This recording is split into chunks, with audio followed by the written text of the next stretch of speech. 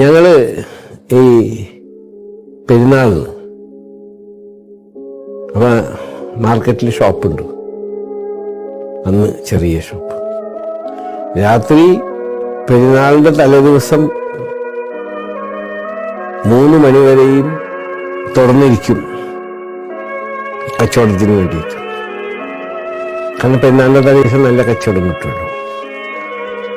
അത് കഴിഞ്ഞ് പോയി കുളിച്ച് ഞങ്ങളുടെ പെരുന്നാൾ നമസ്കാരമുണ്ട്.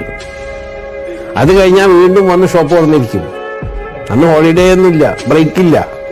കാരണം ഏതെങ്കിലും അറബി സഹോദരന്മാർ വന്ന് 2 ബിസ്ക്കറ്റ് മേടിച്ചുകൊണ്ട് പോയാൽ, 2 മിഠായി മേടിച്ചുകൊണ്ട് പോയാൽ ആ കാശ് കിട്ടും. കാരണം അന്ന് അത്രയേ അതിനുള്ള വരുമാനവും അതിനുള്ള അസറ്റ് നമുക്കുള്ളൂ. അങ്ങനെയൊക്കെ അധ്വാനിച്ചിട്ടുണ്ട്. അതിപ്പോഴത്തെ പുതിയ തലമുറ എങ്ങനെ സ്വീകരിക്കുന്നു എന്നുള്ളത് കണ്ടറിയണം.